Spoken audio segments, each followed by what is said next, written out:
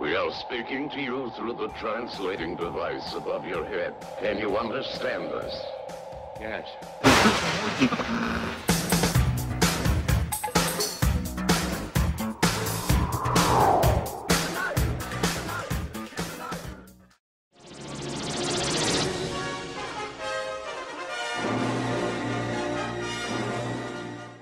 Quand j'ai commencé OVNI Cinéma, j'ai fait une liste des films qui pourraient devenir des épisodes potentiels. Ne vous inquiétez pas, il y a encore une 60aine de noms dans cette liste, et elle s'étoffe encore un peu tous les jours. Mais là où je veux en venir, c'est que le tout premier nom que j'ai écrit était le sujet du jour, Krull. Comme vous le savez, je suis un grand fan d'Heroic Fantasy, et je suis étonné que Krull passe si souvent sous le radar des amateurs du genre. Bon, j'admets tout de suite, ce n'est pas l'un des meilleurs films que j'ai cités dans OVNI Cinéma, il a ses défauts dont je vais parler. Mais j'ai vraiment aimé le revoir pour écrire cette chronique. Il est bien, c'est un film d'aventure, aventure mes amis. Donc, Krull. C'est un film américano-britannique sorti en 1983. La première chose dont on se rend compte, c'est qu'on est juste après le succès écrasant de Star Wars. J'en veux pour preuve l'intro avec le vaisseau, je veux dire la forteresse volante, dont sortent les Stormtroopers, les tueurs, armés de leurs fusils laser, oui, ce sont bel et bien des fusils laser, etc., etc. Krull est sorti en même temps que le Retour du Jedi, et ça se sent. Et c'est peut-être l'une des raisons qui en a fait un colossal échec commercial. Mais malgré ça, ça reste un bon film, avec ses moments épiques. En premier, ce que tout le monde admet, la musique de James Horner, épique. Escalader une montagne à main nue et sans fond vert, je vous prie, épique. Les ennemis tués qui ont une larve géante qui leur sort de la tête, épique.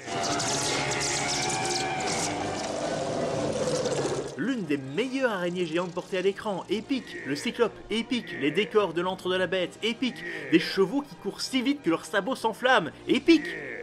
Sans oublier le court combat magique entre le sorcier et la bête.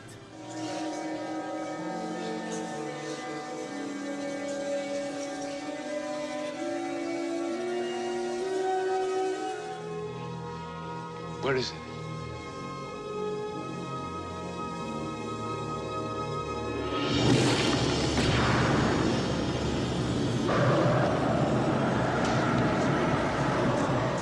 Quelle est l'histoire? Quelle est votre aventure?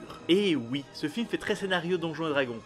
La bête fait atterrir sa forteresse volante sur le monde de Krull pour le conquérir. Les deux plus grands royaumes ennemis sont obligés de faire une alliance pour faire face. Ils marient donc leur enfant, mais la belle se fait enlever en plein milieu de la cérémonie.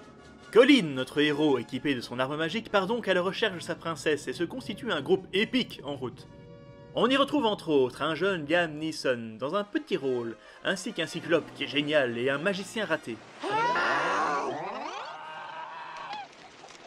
Very fat, very ugly.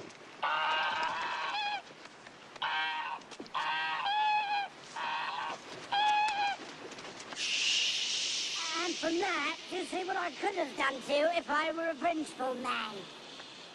A mon avis, c'est le genre de personnage que beaucoup de gens doivent trouver énervant, mais j'ai un faible pour les magiciens ratés. L'un des éléments de l'aventure que j'aime beaucoup est que la forteresse de la bête se téléporte dans un nouvel endroit chaque jour, donc difficile de l'attaquer.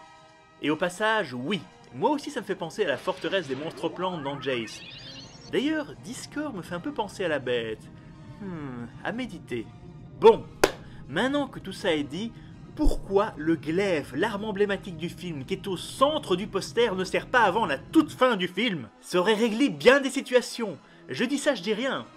Aussi, la chorégraphie des combats fait très film de cap et d'épée des années 30. Ça fait un peu Robin des Bois et ses gays compagnons. Enfin, Ken Marshall joue notre héros et je le critique pas sur sa carrière en général, mais ça n'est pas sa meilleure prestation.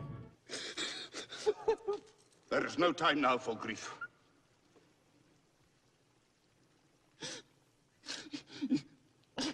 You haven't lost a father and a bride on the same day. Mais bon, malgré tout ça, j'aime quand même beaucoup ce film. Si vous aimez OVNI Cinéma, un pouce vert ou un partage pour rester décent, s'il vous plaît. Mais j'aimerais finir sur une touche épique avec une scène que je trouve géniale et hilarante à la fois. C'est un spoiler, mais je m'en fous. Lance-flamme de l'amour!